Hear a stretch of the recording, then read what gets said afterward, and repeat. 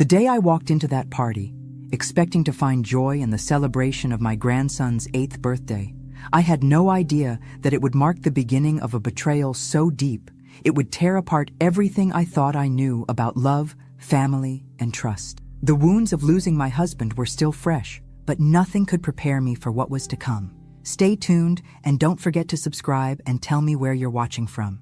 I'd love to hear your thoughts. I remember the day clearly. It had been a little over a year since Harold passed. His absence still echoes through every room of this house, this life we built together. I was a woman of 72, but inside, I still felt like I was holding on to the last threads of a life that had slipped away too soon. The days felt long and empty without him, and nothing seemed to fill the void.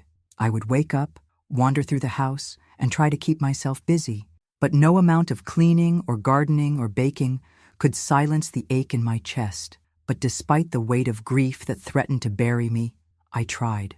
I tried to keep going. I even tried to reach out to Daniel, my only son.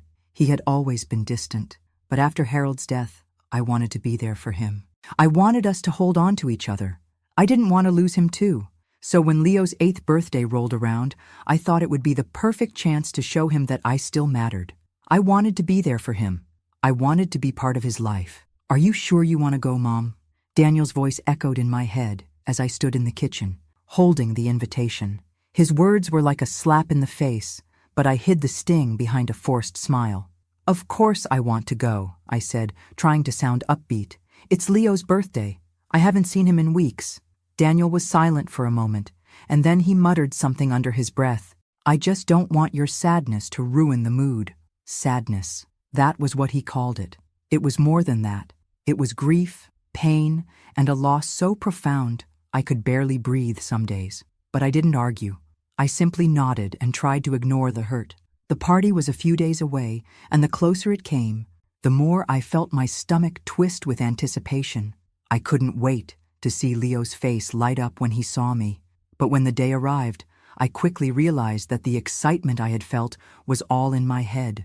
The moment I arrived at Daniel and Jennifer's house, I felt it. The coolness in the air, the way Daniel barely made eye contact as he ushered me inside.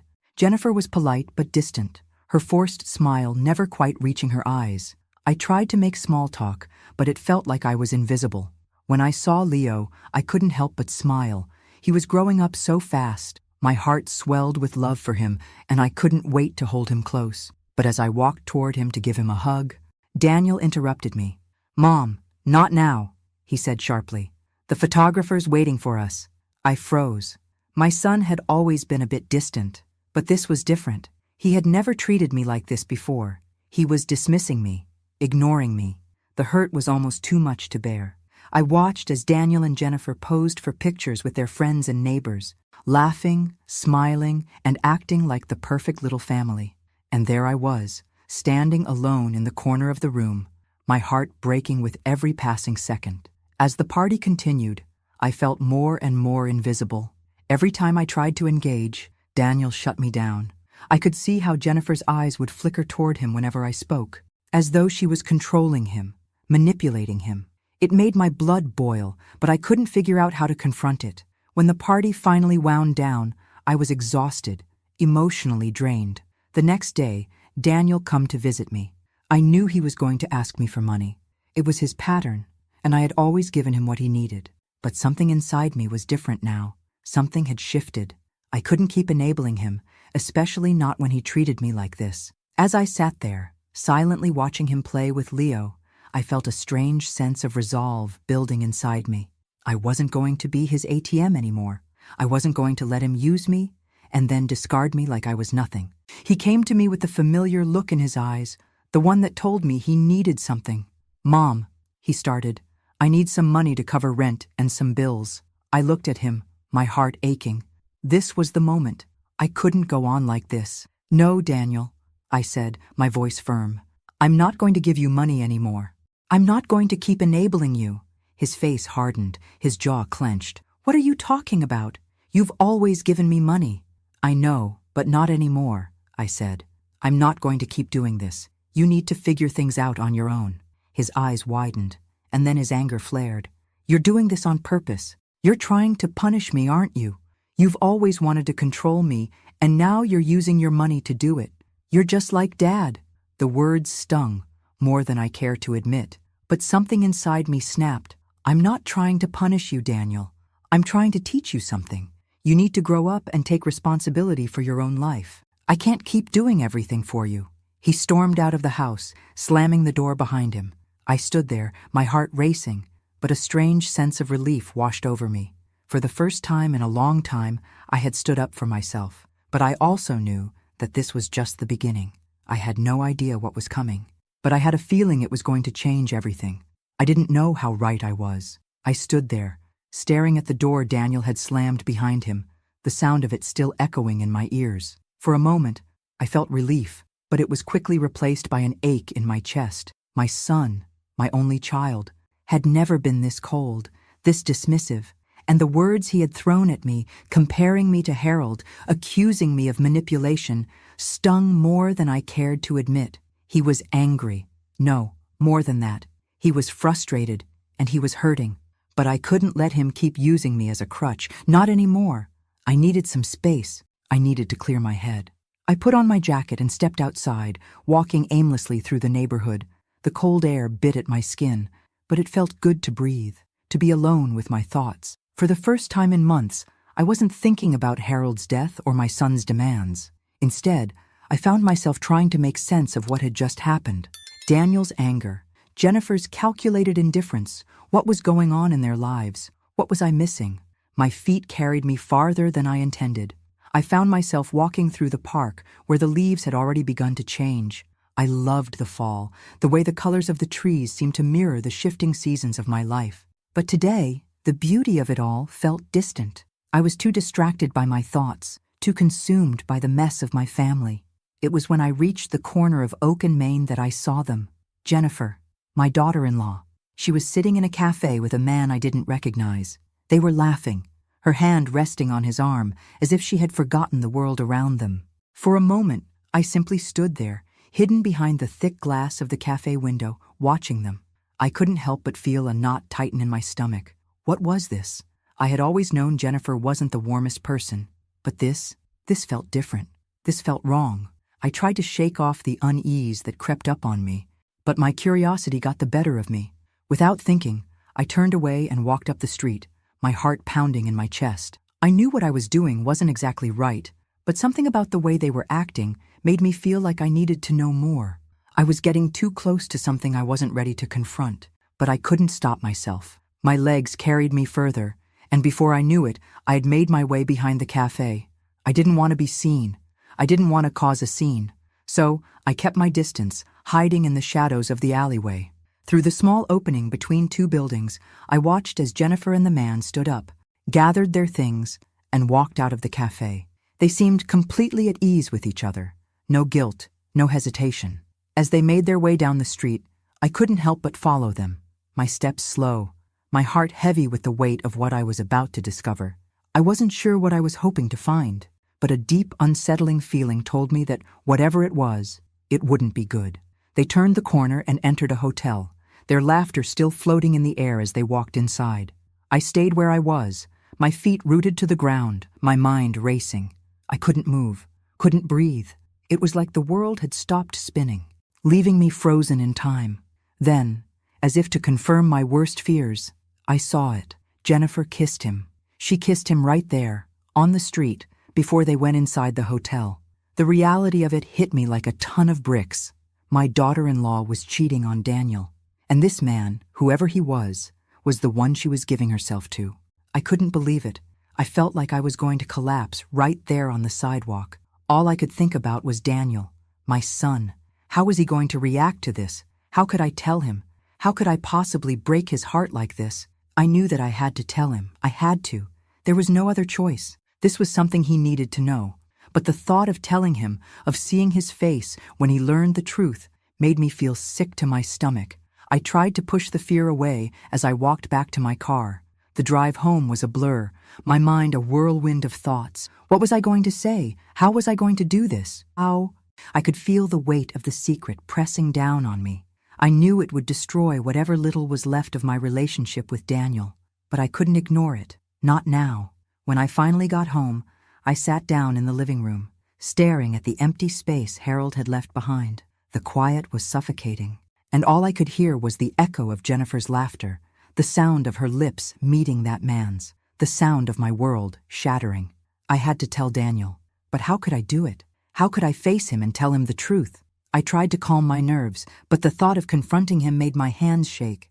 I paced the room for what felt like hours before finally deciding that I couldn't wait. I couldn't keep this from him. I picked up the phone and dialed his number. My heart hammered in my chest as the phone rang. Hello? Daniel's voice was distant, cold. Daniel, I said, my voice barely above a whisper. I need to talk to you. There was a pause on the other end, and I could hear him sigh. What is it, Mom? I took a deep breath, steeling myself for what was about to come. It's about Jennifer. I saw her today with someone.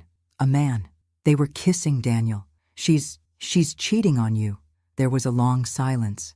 The kind of silence that stretches between two people like a canyon, wide and impossible to bridge. Then Daniel spoke, his voice tight with disbelief. You're lying. I wish I was, I whispered, my throat tight with emotion. But I'm not. I saw them together. I couldn't just stand by and say nothing. I waited for his response, but it didn't come. I could feel the space between us growing, the chasm widening with every passing second. Finally, Daniel's voice broke the silence. I don't believe you, Mom. I don't believe it. I'm telling you the truth, Daniel. You have to believe me. But I could already hear it in his voice. The doubt, the anger, the disbelief. He didn't want to believe it, and part of me knew he wouldn't. But I couldn't back down now. I'll prove it, I said, my voice shaking. I'll show you everything. I hung up the phone, my heart pounding in my chest. This wasn't going to be easy, but I had to do it. I had to make him see. I couldn't let Jennifer get away with this. I couldn't let her destroy my family. Not without a fight. I had barely slept the night before. My mind had been racing, replaying the scene at the cafe, the kiss, the man I didn't recognize. It felt like a nightmare, something I couldn't wake up from. But it was real. It was all real. And now, I had to face Daniel. I had to tell him what I had seen, what I knew, no matter how much it tore me apart to do it. I had to tell him for his sake, for the sake of our family. The morning felt too still, too heavy. I had rehearsed what I was going to say 100 times in my head, but each time I thought about it, the words became harder to speak. What if he didn't believe me? What if he hated me for telling him the truth? What if it ruined everything? But I couldn't hold it in anymore. I knew the truth had to come out, and it was up to me to be the one to bring it to light. When I arrived at Daniel's house, I felt that familiar knot in my stomach. It had been years since I had visited this house, years since I had felt like I was welcome here. There was a time when it had been a home, a place where I was needed, but now it felt cold, like a place where I no longer belonged.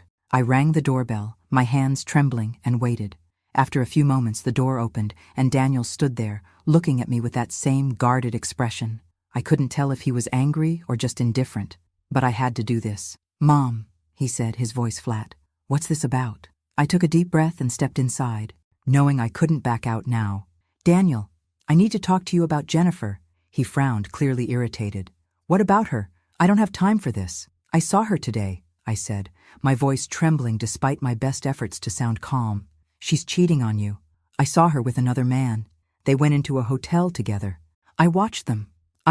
You're lying, Daniel interrupted me, his voice rising. This is ridiculous. Why are you doing this, Alice? What do you want from me? Stop trying to make me look like a fool. He shook his head in disbelief, his hands clenched at his sides. You've always been the drama queen. But this is too far. You're just trying to hurt us. I felt a sting in my chest. I wasn't trying to hurt him. I was trying to help him, to open his eyes to what was right in front of him. But the more I spoke, the more he pushed me away. I'm not lying, I said, fighting to keep my voice steady. I saw her. Daniel, I'm telling you the truth. Daniel's face reddened and his jaw tightened. He looked as if he was about to say something more, but then the door to the other room creaked open. Jennifer. She stood in the doorway, her eyes wide with shock, and then she quickly masked it with a smile that didn't reach her eyes. She had heard everything. Oh, Alice, she said, her voice dripping with false sweetness. Are you serious? You're really doing this? She took a step into the room, her eyes narrowing in contempt. You're not even ashamed of yourself, are you? How far are you willing to go to destroy our lives? I opened my mouth to speak, but Jennifer wasn't done. She moved closer, her tone sharpening. You're getting old, Alice. You're losing your mind, aren't you? You need help. Maybe it's time you admit that. The words cut deeper than I wanted to admit, but I couldn't back down. This wasn't just about me anymore. It was about the truth. I wasn't going to let her manipulate me. Not this time. Not when I knew the damage she was doing to my son. You don't get to talk to me like that, I said, my voice rising. I'm not the crazy one here. You are. You're the one who's destroying everything. You've been lying to Daniel, and you think I won't see it? Jennifer's eyes flashed with fury. She took a step toward me, her body stiff with anger. I don't need to listen to this. You've never been part of our family, Alice. You think I don't know what you're trying to do? You've always wanted to ruin things, and now you're using this to tear us apart. What kind of person does that? I could feel the rage building in me. This wasn't just about her affair anymore. This was about years of manipulation, years of pretending like everything was fine when it wasn't. And Jennifer? She was the mastermind behind it all. I was trembling, but not from fear, from anger, from frustration, from the years of being ignored, belittled, and pushed aside. Without thinking, I reached for the nearest object on the table, a glass. It was a stupid impulse, a split-second decision driven by frustration. I grabbed the cup, and in one swift movement, I hurled it toward the floor with all my might. The sound of shattering glass filled the room, sharp and deafening. The cup broke into 1,000,000 pieces, and one of the shards flew toward Jennifer, slicing into her leg. She screamed, the sound high-pitched and filled with rage. "Look what you did!" she cried, clutching her leg. Blood started to seep through her fingers. "You tried to kill me! You're insane, Alice! You're completely out of control!" Her words hit me like a slap. I hadn't meant to hurt her. I didn't even care about her, not really. But what I did care about was the fact that she was now turning the situation around, making me the villain. She was playing the victim, and I was the one who was losing. Daniel rushed to her side, his face twisted in anger and disbelief. "What the hell is wrong with you, Mom?" he shouted. "You've lost your mind. Get out of my house. Now!" I stood there frozen, my heart breaking all over again. I had tried to help him. I had tried to tell him the truth, and this was how he repaid me. Jennifer's bloodshot eyes looked at me with a twisted satisfaction. She had won. She had turned my own son against me, and there was nothing I could do about it. "I'm done, Alice," Daniel said, his voice cold. "I don't want to see you again." I didn't say a word as I turned and walked out the door. The weight of his words, of the way he had thrown me out like I was nothing, was too much to bear. But I knew deep down that I couldn't give up. I couldn't let them win. I would find a way to make them see the truth, even if it meant losing everything. I had never felt so powerless in my entire life. The days after the confrontation were a blur. I didn't hear from Daniel, didn't see him. Jennifer's words still echoed in my mind, how she had twisted everything, turned me into the villain. And Daniel, my own son, had rejected me, thrown me out of his home as if I were the one causing harm. I spent those next days in a haze of confusion, unsure of what to do next. I couldn't go back to that house. I couldn't face him, not after what he said. But I also couldn't let things end like this. I had to keep fighting. There had to be a way to make them see the truth. But that fight wasn't going to be as simple as I thought. It was a Wednesday morning when it all started. I had gone to the market, trying to distract myself from everything that had happened. As I walked down the aisle, my phone buzzed in my pocket. I pulled it out, half expecting to see a message from Daniel. Maybe he was finally reaching out. Maybe he was finally realizing the truth. Instead, it was a text from Jennifer. "We need to talk about you. You're not well. Daniel and I are worried about you. This can't go on." The words hit me like a punch to the gut. What did she mean, "this can't go on"? I had barely finished reading the message when the phone rang. It was Daniel. "Mom, we need to talk," he said, his voice flat, emotionless. "Jennifer and I are really concerned. You're not doing well. You need help." "Help?" I echoed, confused. "What do you mean, Daniel? I'm just trying to tell you the truth about your wife. I'm trying to protect you." "You're not well, Mom," he repeated, his voice strained. "We think it's time for you to get some professional help. Maybe even go to a facility, just for a little while. You're getting more aggressive. You threw a glass at Jennifer. That's not okay." I stood there, frozen in the middle of the grocery store, the words sinking in. A facility? They wanted to send me to a facility? It felt like the ground was slipping out from under me. Daniel, I said, my voice trembling. I'm not crazy. I'm not losing my mind. I saw what I saw and I'm trying to protect you. You need to understand. I'm sorry, Mom, he interrupted. But this isn't something we can ignore anymore. We've already talked to a doctor. Jennifer's been doing some research, and we think it's best for you to get some help. We'll arrange for everything. It'll be better for you. The last sentence cut through me like a knife. It'll be better for you. The words felt like a lie. This wasn't about me getting better. This was about them getting rid of me. They were trying to control me, to take away what little independence I had left. Daniel, please, I begged, my voice cracking. Don't do this. You're letting her manipulate you. Don't let her do this to me. But the line went silent. A moment passed, and then I heard him sigh, a heavy sound full of resignation. I'm doing this for you, Mom. I want you to get better. I want to help you. Before I could say anything else, he hung up. I stood there in the aisle, feeling like the walls were closing in on me. A hospital? A psychiatric facility? Was that what I had become in their eyes? Someone who needed to be locked away? I didn't have time to process it all before the doorbell rang at my house later that day. I wasn't expecting anyone, so when I answered it, I was shocked to see Daniel standing there with Jennifer by his side. She had that same smug, pitying smile on her face that made my blood boil. I'm sorry, Mom, Daniel said, looking more uncomfortable than I had ever seen him. But we've made arrangements. We think it's best for you to go. It's time for you to get some help. Get some help? I repeated, my voice rising with anger. I'm not going to some damn facility. I don't need help. I need you to see what's going on. What she's doing to you. Jennifer stepped forward, her voice sweet but dripping with malice. Daniel and I are just trying to do what's best for you, Alice. You're not the person you used to be. You're becoming more unstable, more erratic. We can't just sit back and watch you hurt yourself. I wanted to scream at her, to expose the truth right there, but I knew it wouldn't matter. They wouldn't listen. They were already so deep in her lies, they wouldn't believe me. They're waiting for you at the facility, Daniel said, his eyes avoiding mine. We'll take care of everything. I could feel my world crumbling. I had never imagined that my own son would do this to me, that he would allow Jennifer to manipulate him into believing I was the problem. This was the ultimate betrayal. Before I could even speak, two men in suits, who I hadn't seen before, stepped into the doorway behind Daniel and Jennifer. They didn't say anything. They just stood there, silent and cold. My heart raced. I knew what they were there for. Daniel, please, I whispered, my voice shaking. Don't do this. You can't let them take me. I'm not crazy. But Daniel just stepped aside, his face unreadable. I'm doing what's best for you, Mom. I'm sorry. One of the men moved toward me. Mrs. Alice, please. We need to get you to the car.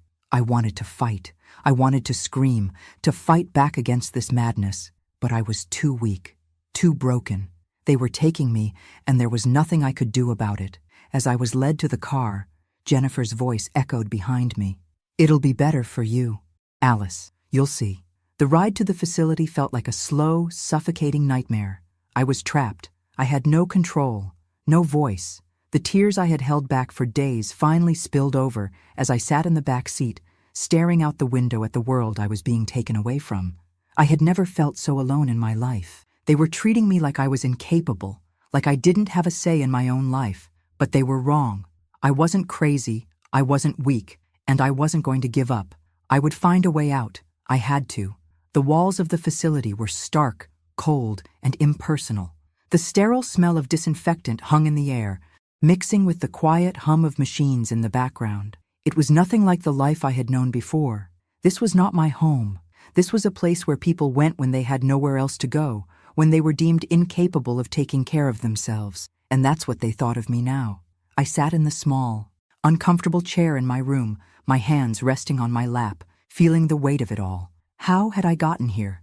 Just a few weeks ago, I was in my own home, living my life, trying to help my son see the truth. Now, I was being treated like an invalid, a burden. And the worst part? No one was listening. Daniel, my own flesh and blood, had done this to me. He had let Jennifer manipulate him, let her convince him that I was losing my mind. I had spent years protecting him, loving him, only for him to throw me aside like I was nothing. And Jennifer? She was the puppet master, pulling the strings behind it all.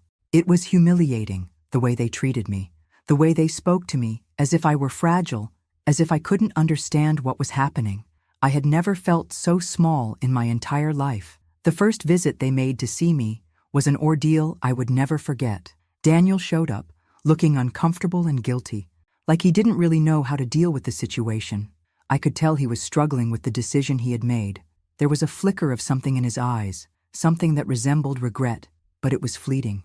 He didn't know what to say at first. He stood by the door, his hands shoved deep into his pockets, his gaze avoiding mine. I watched him, the same child I had raised, the same son who used to come to me for comfort, for guidance. Now, he was a stranger. "Mom," he said finally, his voice soft. I don't know what to say. This whole situation it's messed up." I didn't respond. What was there to say? He had already made his decision. He had already chosen Jennifer over me. He looked down at the floor, shifting uncomfortably. "I feel bad, you know. It's just hard seeing you like this." I could see the guilt in his eyes, but it didn't matter. The damage had been done. The betrayal had been too deep. Jennifer, standing next to him, put on her best concerned expression, though I could see right through it. She was faking it, just like she had faked everything else. "I know, Daniel," she said, her voice dripping with false sympathy. "It's really hard to see her like this, but she needs help. We're doing this because we care about her, because we want her to get better." I wanted to scream at her, to tell her how much I saw through her lies, how I knew exactly what she was doing, but I kept my mouth shut. There was no point. They didn't want to hear the truth. They had already made up their minds. When Daniel excused himself to go to the bathroom, leaving me alone with Jennifer, I felt the tension in the air shift. It was as if the moment of false sympathy was over, and the real Jennifer was finally going to show her true face. She leaned in close, her voice low, almost a whisper, though there was nothing kind about her tone. "Now that you're here, Alice," she said with a smile that didn't reach her eyes, "I'm going to take everything you have, your house, your car, your finances. It'll all be mine soon, and in time, it'll all be my lover's too. You don't have anything left, nothing, and there's nothing you can do about it." I felt the weight of her words, the venom in her voice. My body went cold, my stomach twisted in knots. It was as if everything I had worked for, everything I had built, was slipping through my fingers. My son, my home, my life, it was all being taken from me. But what hit me the hardest wasn't just the realization that Jennifer was after my money, after my life. It was the realization that Daniel had no idea. He had no idea what kind of woman she really was. He was so blinded by her manipulation that he couldn't see the truth, and Jennifer was exploiting that, using him to get everything she wanted. I clenched my fists, my nails digging into my palms. How had I not seen it sooner? How had I been so blind to her scheming ways? Jennifer's smile widened as she saw the look on my face. She knew she had won. She knew I was powerless to stop her. "You'll never get out of here, Alice," she said, her voice dripping with satisfaction. "We have you exactly where we want you. You're weak. You're nothing now." I refused to let her see how much her words hurt. I refused to give her the satisfaction of knowing how deeply she had cut me. Instead, I looked her straight in the eyes and said, "You won't get away with this. I will fight you. I will fight you until I have nothing left." She chuckled, a low, mocking sound that made my blood boil. "You're welcome to try," she said, turning on her heel and walking away.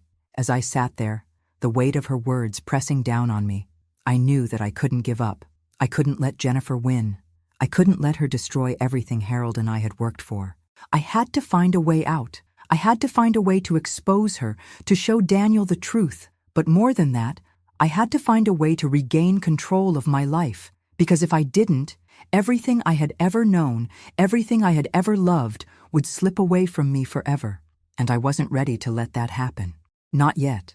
I couldn't just sit here in this place, waiting for Jennifer to take everything I had worked for. I couldn't let her win.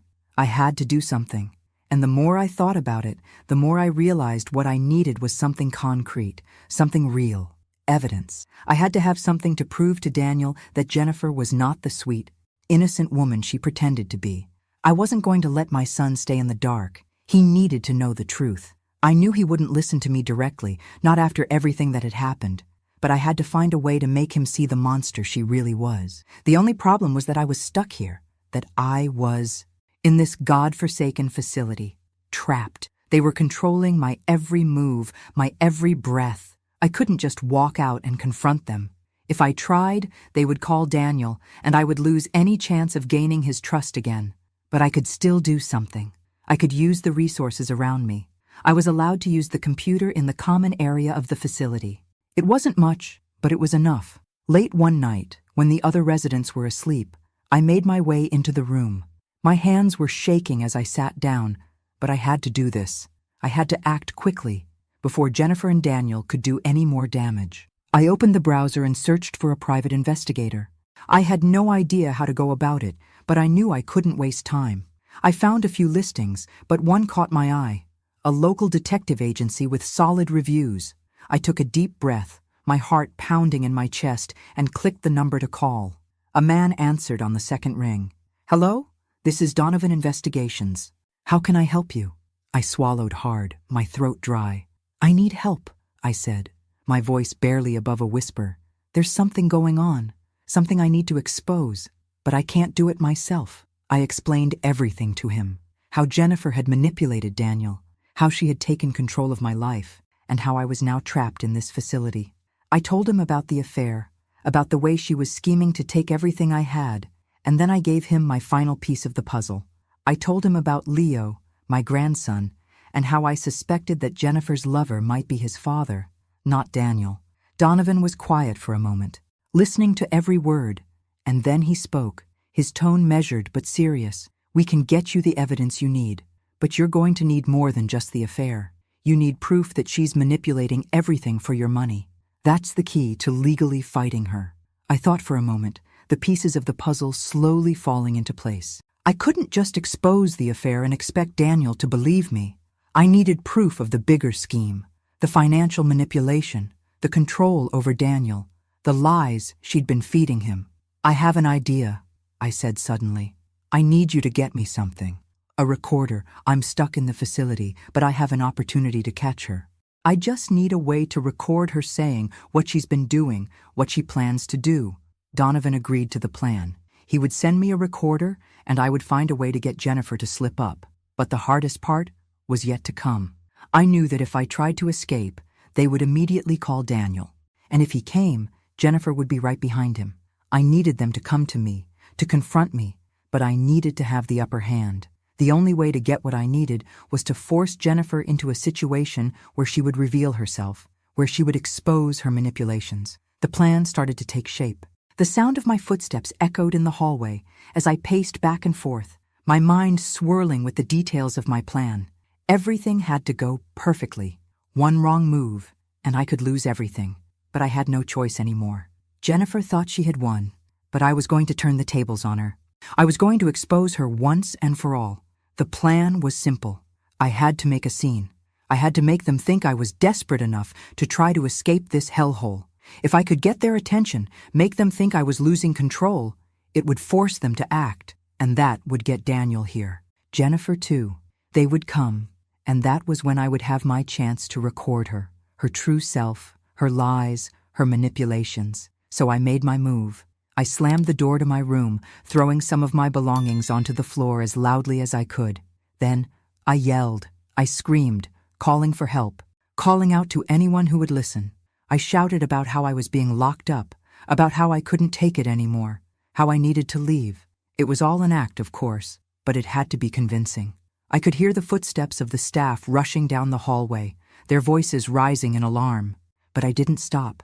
I needed them to panic. I needed them to call Daniel. I needed them to bring him here, with Jennifer by his side. And just as I had hoped, within minutes, the phone rang at the front desk. I didn't need to hear the conversation to know what was happening. They were calling him. Daniel would be on his way. Jennifer would be with him. The trap had been set. A few minutes later, I heard the sound of the door opening. Daniel walked in, his face a mix of confusion and frustration, as if he had been pulled away from something important. Jennifer stood beside him, her face perfectly composed, the fake concern still plastered on her features. "Mom, what the hell is going on?" Daniel asked, his voice filled with irritation. "What is this? Why are you acting like this?" I could see the tension in his shoulders, the way he shifted his weight as he looked at me. He didn't want to be here. He didn't want to deal with me, and I could feel it in the air between us. But this was the moment. This was the time to manipulate the situation, to make him think that maybe, just maybe, I wasn't as crazy as Jennifer wanted him to believe. I took a deep breath, forcing my face into a mask of regret. My voice came out soft, almost pleading. "Daniel, I'm sorry. I know you're doing this because you care, but I can't keep living like this. I need to get out of here. Please, can you talk to the doctor? Maybe I can have fewer restrictions. Please, please help me." For a brief moment, I saw a flicker of guilt in his eyes. I could see it, the confusion, the remorse. He hated seeing me like this. He hated that I was in this place, but he was so blinded by Jennifer that he couldn't see that it wasn't my fault. It wasn't me. It was her. But I couldn't say that. Not yet. Daniel didn't respond right away.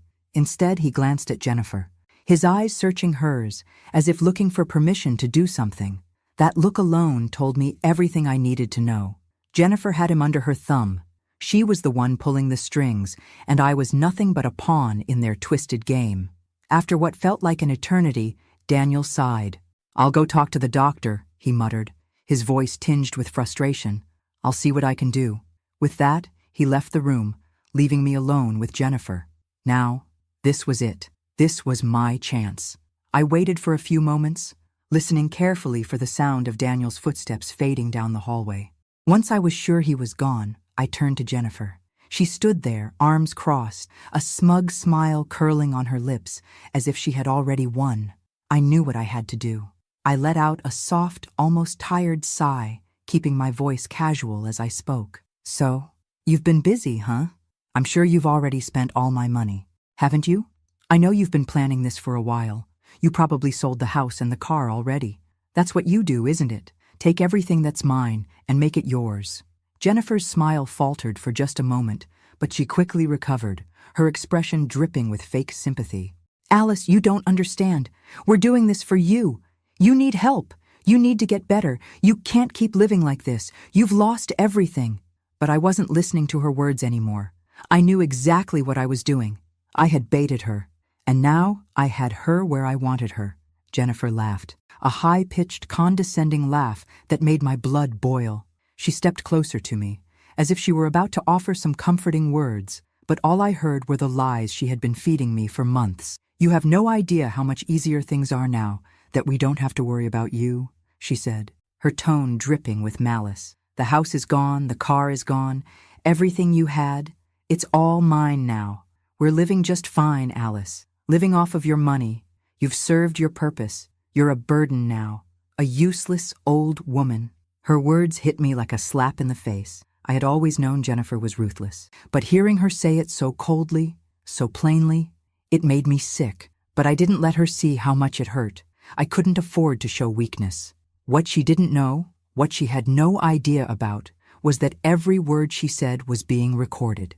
Every confession, every lie, was being captured on that tiny device I had hidden in my pocket. She smiled down at me, her voice mocking as she added, "You'll never get anything back, Alice. There's nothing you can do about it now.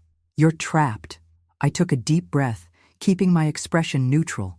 "We'll see about that," I whispered under my breath, knowing that in the end, Jennifer would regret every single word she'd just said. I had what I needed, the proof, the damning evidence, and now nothing would stop me. I would make sure Daniel knew the truth. It was only a matter of time. The weight of what I had in my hands felt heavier than I ever imagined. I sat at the community computer, my fingers trembling as I accessed the internet, carefully uploading the files from the recorder Donovan had sent me. Every word Jennifer had said, every confession, every lie, was right there. I could almost feel her smirk, hear her cruel laughter echoing in my mind. But now, it wasn't her words anymore. Now, it was proof, solid, irrefutable proof. I paused before hitting the send button. This was it, the moment I had been waiting for. I wasn't just a powerless old woman in a cold, sterile facility anymore. I had a chance to take back control, to expose the truth. I had been through so much, but I wasn't going to let Jennifer win. I sent the files to Donovan, my heart pounding as the email was sent off. I was shaking with a mixture of fear and excitement, unsure of what would happen next, but knowing that I had crossed a line I couldn't uncross. I wasn't just sitting back anymore.